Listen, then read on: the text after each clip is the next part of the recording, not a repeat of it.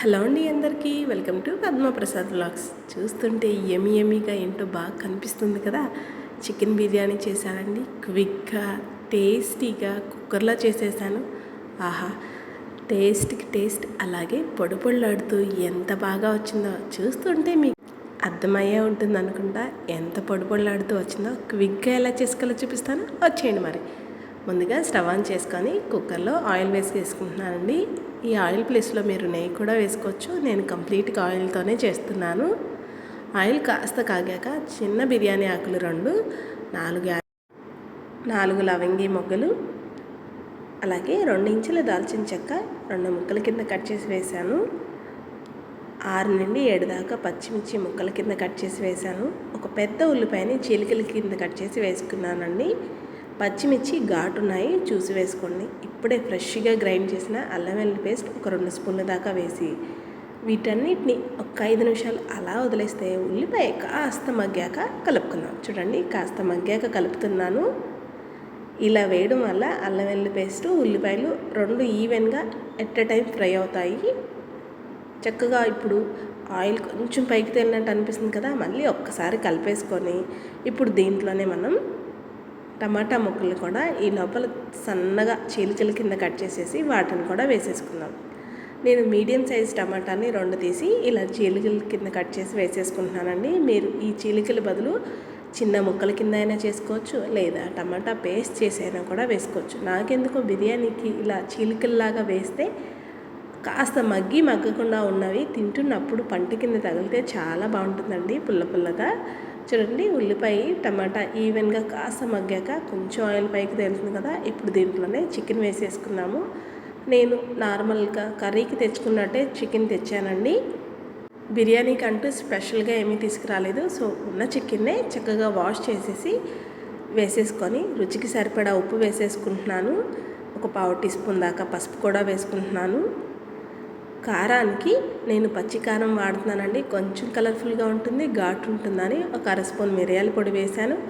1 spoon దాకా ధనియాల పొడి, 1 స్పూన్ దాకా హోల్ గరం మసాలా, మనకి మసాలా పౌడర్ చేసుకుంటాం కదా, అది కూడా వేశాను. అలాగే మనకి థిక్నెస్ కోసమని 2 స్పూన్లు దాకా, కొంచెం పెద్ద స్పూనే 2 స్పూన్లతో పెరుగు వేశానండి. ఫ్రెష్ పెరుగు వేసుకోండి, పుల్లటిది కాకుండా బాగుంటుంది. ఒక అరచెక్క నిమ్మరసాన్ని కూడా వేసేసి మొత్తాన్ని ఇప్పుడు ఈ చికెన్కి ఉప్పు కారాలు పట్టేటట్టు చక్కగా ఒక 2 నిమిషాలు కలిపేసుకుందాం. ఇలా బిర్యానీ చేసేసుకొని కాస్త చల్లారాక డబ్బాల్లో స్టోర్ చేసేసుకొని మనం చక్కగా ఎప్పుడైనా పొద్దునుండి సాయంత్రం దాకా అలా బయటికి వెళ్ళి తిరుగుతూ రావాలి అనుకున్నప్పుడు, పిల్లలతో వెళ్ళినప్పుడు ఇలా హెల్తీగా టేస్టీగా చేసుకుంటే కుక్కర్లో క్విక్గా అయిపోతుంది, చాలా బాగుంటుందండి.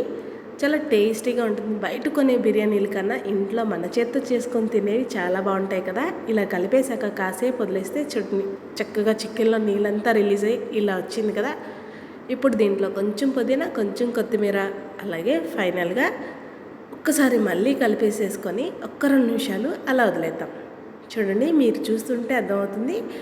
50% వరకు చికెన్ కుక్ అయ్యి చక్కగా ఆయిల్ రిలీజ్ అవుతుంది కదా. మొత్తాన్ని ఇప్పుడు ఒక్కసారి కలిపేసేసుకొని దీంట్లోనే నేను 1/2 కేజీ చికెన్ వేసాను, 1/2 కేజీ రైస్ కూడా వేస్తున్నాను. ఈవెన్గా ఇలా వేయడం వల్ల ముద్దకి మొక్క తగిలితే బాగుంటుందండి. జస్ట్ బియ్యాన్ని కడిగి ఒక స్టెయినర్ గిన్నెలో వేసాను, నీళ్ళు వాడతాయని. బియ్యాన్ని ఏమీ నానబెట్టలేదండి. మనం చక్కగా రైస్ వేసాక 2 నిమిషాలు మళ్ళీ రైస్కి కూడా కాస్త ఈ ఉప్పు కారాలన్నీ కలిసేటట్టు నిదానంగా రైస్ మొత్తాన్ని కలిపేసుకుందాం. చూడండి, ఈ మాదిరిగా కలిపేసుకుంటే సరిపోతుంది.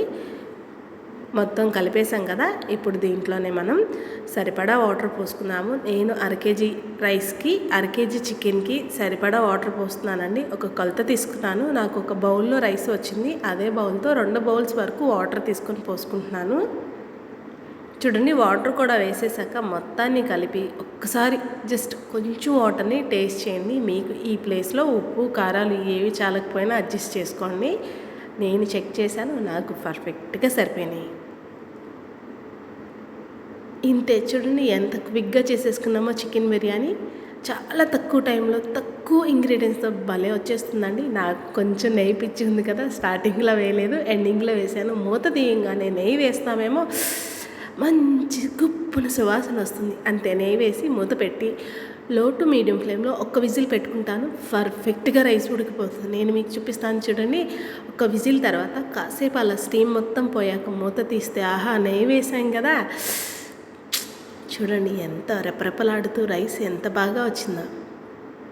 చూస్తుంటేనే ఎమ్మి ఎమ్మిగా ఉంది కదా. నిజంగా చాలా బాగుందండి. టేస్ట్ కూడా ఎక్కువ స్పైసెస్ కాకుండా లిమిట్గా వేసామేమో ఫుడ్ తినటానికి కడుపుకి కూడా హడావిడి చేయదు. అలాంటి చాలా చాలా టేస్టీగా ఉంటుందండి. తక్కువ ఇంగ్రీడియంట్స్తో హెల్దీగా టేస్టీగా చికెన్ బిర్యానీ కుక్కర్లో క్విక్గా ఎలా చేసేసుకున్నాము కదా. దీనికి పక్కన సైడ్ డిష్ కింద పెరుగు చట్నీ, చికెన్ కర్రీ ఏది లేకపోయినా ఊరికినైనా కూడా తినేయచ్చు. కాకపోతే మా పిల్లలకి చికెన్ కర్రీ కూడా ఉంటే ఇష్టంగా తింటారని కొంచెం చికెన్తో కర్రీ కూడా చేశానండి. వేడి వేడిగా కాస్త చికెన్ బిర్యానీ కొంచెం చికెన్ కర్రీ వేసుకొని సర్వ్ చేసుకుని తింటూ ఉంటే ఆహా స్వర్గం అంతే. నచ్చిందండి మీకు ఈ వీడియో? అయితే లైక్ చేయండి, మన ఛానల్ని సబ్స్క్రైబ్ చేసుకోండి. నేను మరిన్ని కొత్త వీడియోస్తో మేము ముందుకు వస్తూ ఉంటానండి. అన్నట్టు మర్చిపోయాను, ఈ కుక్కర్ బిర్యానీ మీరు కూడా ట్రై చేస్తారు కదా. ట్రై చేస్తే ఎలా వచ్చిందో కామెంట్ చేయడం మర్చిపోకండి. ఉంటాను మరి, నేను ఒక పట్టు పట్టేస్తాను.